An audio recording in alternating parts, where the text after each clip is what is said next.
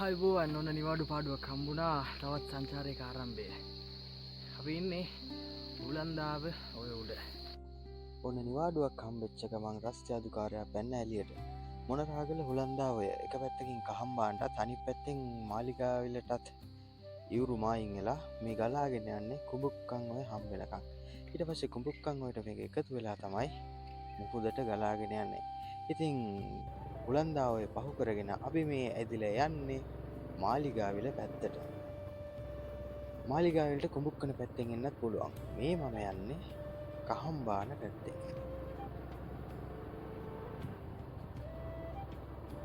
ඉතින් ඉස්සරහට යනකොට මේ දෙපැත්තේ අපිට දැකගන්න පුළුවන් වෙන්නේ හේන් යායවල් විතරයි. දැන් නම් හේන් වැඩ ඉවර වෙලා මිනිස්සුන්ගේ අස්වැන්න නෙලාගෙන තියෙන්නේ. ආයෙත් තව ටික දවසකින් තමයි මිනිස්සු හේන් වලට එන්නේ. මේ යනකොට අපිට මැද එක කොටසක් තියෙනවා.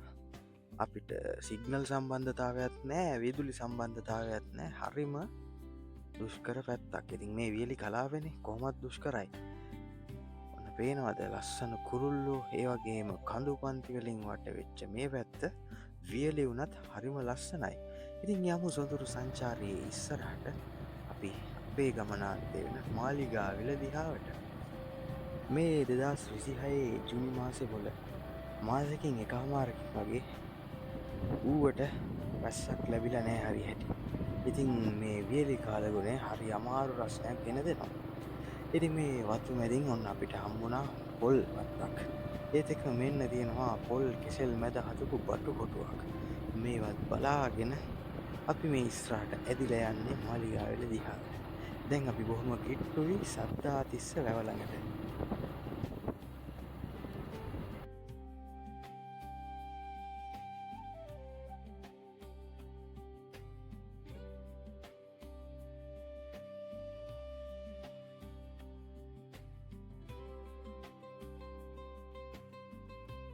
පරිසරය කොයිතරම් වියලි වුණත් මේ මොනරාගල ඇලදොලවල් ගංගා ඔය වැව් වමන වලින් නම් අඩුවක් නැහැ. ඉතින් මේ එන්නේ සද්දාතිස්ස වැවේ සොරවුවෙන් එන වතුර පාර. මේ විදිහට හෙමින් හෙමින් අපි සේන්දුනා සද්දාතිස්ස වැව් බැම්මෝ.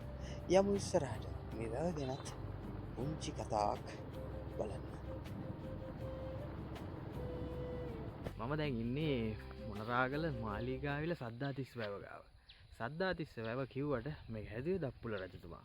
දබේගොඩ මෛත්‍රී බෝසත් පිළිමයත් ඒ වගේම බුද්ධ ප්‍රතිමාවත් නිර්මාණය කරලා මේ අවට වාරි කර්මාන්තය සඳහා තමයි මේ සද්දාතිස්ස වැව හැදුවා කියන්නේ. මේ සද්දාතිස්ස වැවට આવොත් බලන්න පුළුවන් අපූර්ව දර්ශනයක් තමයි මේ තියෙන්නේ. එක පාරක් තියෙනවා ගුවන් යානයක් ගියපු. ඒ වගේම මේ පැත්තෙන් තවත් පාරක් තියෙනවා ගුවන් යානයක් ගියපු. ඒ වගේම ඔයාලට චූටිවට පේනවා ඇති තව ඈතින් අලුත් ගුවන් යානයක් එනවා. මෙතන ගුවන් යාන නරඹන්නෙකුටත් හොඳම තෝතැන්නක්. ඉතින් මොනරාගල තියෙන හරි ලස්සන තැනක් තමයි මේ සද්දාතිස්ස වැව කියන්නේ. වටේටම මනරම් කඳු පන්ති බොහෝමයක් අපිට මෙතන ඉඳන් බලන්න පුළුවන්. සද්දාතිස්ස වැවට ආවම අපිට අර ඈතින් පේන්නේ මරගල කඳු පන්තිය. ඒත් එක්කම මේ පැත්තට එනකොට බලා ගන්න පුළුවන් සුදු වතුරාර බඹරගල. ඒත් එක්කම අනිත් පැත්තට හැරුණොත් අර ඈතින් අපිට පේන කඳු ටික පේන්නේ ඇල්ල බණ්ඩාරවල. ඉතින් ස්වභාව සෞන්දර්යය විඳින මිනිස්සෙකුට මෙතන ලොකු වැඩක් කරගන්න පුළුවන්. අපි ඉස්සරහට ගිහලා බලමු සද්දාතිස්ස වැවේ තව විස්තර. ඉතින් මේ සද්දාතිස්ස වැවේ ඉතිහාස කතන්දර ගැන විවිධ මතිමතාන්තර තියෙනවා. ඒවා කොහොම වුණත් ගමේ ප්‍රජාවට කුඹුරු කරගන්න ඒ වගේම දීවර රස්සාව කරන මිනිස්සුන්ට තමන්ගේ බඩවියත රැකගන්න සද්දාතිස්ස වැව අද වෙනකොට මහා පිටිවහලක් වෙලා තියෙනවා. සද්දාතිස්ස වැවට ආයුබෝවන් කියලා අපි නැවතත් ගමන් ආරම්භ කරන්නේ මේ විදිහට මාලිගාවිල දෙසට. අපි හමු වෙමු මාලිගාවිලදී. යමු මාත් එක්ක ඉස්සරහට.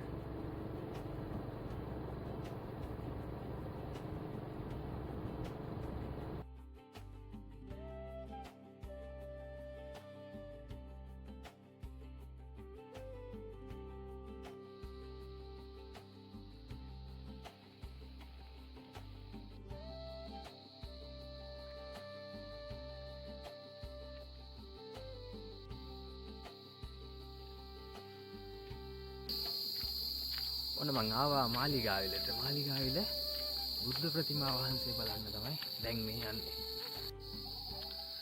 පරිසරය බොහොම අපූරුයි. රැහැයියන්ගේ කුරුල්ලන්ගේ නාදත් එක්කම මේ වගේ ලස්සන වටපිටාවක් තියෙනවා කියන්නේ ඉතින් ඇස්වලට මායාකාරී දර්ශනයක් තමයි. දිව්‍ය ලෝකය කියන්නේ මේකම නෙවෙයිද ඉතින්. ඉතින් කොච්චර නිහඬතාවයෙන් පිරි මනරම් පරිසරයක්ද. ඉතින් මේ පරිසරය ඇවිදිනකොට නොයිස් කැන්සල් වෙන මයික් එකක් නොදාන්න හේතුවම තමයි මේ පරිසරයේ තියෙන ස්වභාවික සද්ද. රැහැයියන්ගේ කුරුල්ලන්ගේ මේ දේවල් පැහැදිලිව අහන්න පුළුවන්. මයික් එක දැම්මොත් මේක ඇහෙන පිට ස්වභාව දහමේ නියම රසය ඔයාලට පෙන්වන්න මට බැරි වෙනවා. අපි යමු ඉස්සරහට.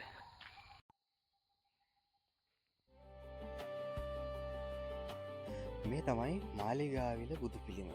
ඉතින් නිදන්වරුන්ගේ ග්‍රහණයට නතු වෙලා තිබ්බ මේ පුණ්‍ය භූමියේ කොටස් කීපයකට කඩලා තිබුණ මේ බුදු පිළිම රණසිංහ ප්‍රේමදාස ජනාධිපතිවරයාගේ කාලයේදී නැවත පිළිසකර කරලා නගා සිටවලා වර්තමානයේ මේ තියෙන තත්ත්වයට ගෙනාවා කියලා තමයි ඉතිහාසයේ සඳහන් වෙන්නේ.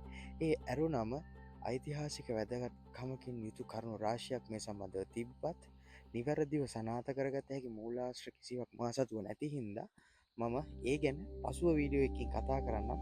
මොකද නොදන්න දේවල් කියනවට වැඩිය හරියට දැනගෙන කියන එක වටිනවා.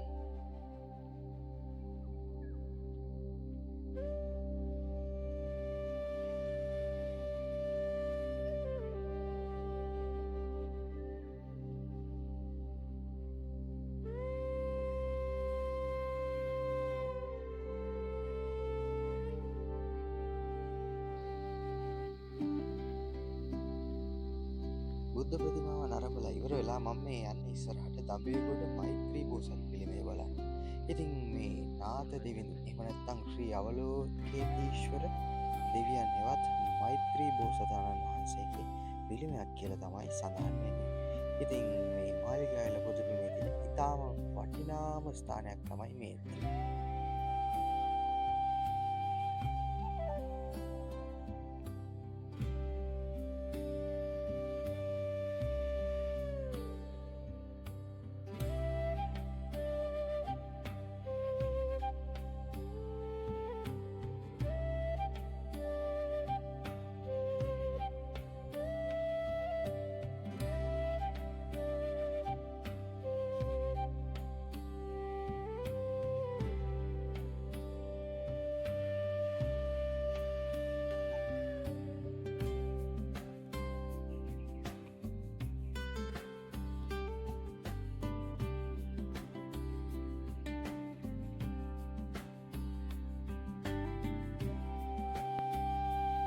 මෛත්‍රී බෝසත් පිළිමය ආසන්නයේම පියගැට පෙළට මදක් නුදුරින් අපිට දැකගන්න පුළුවන් දඹේගොඩ ටැම් ලිපිය.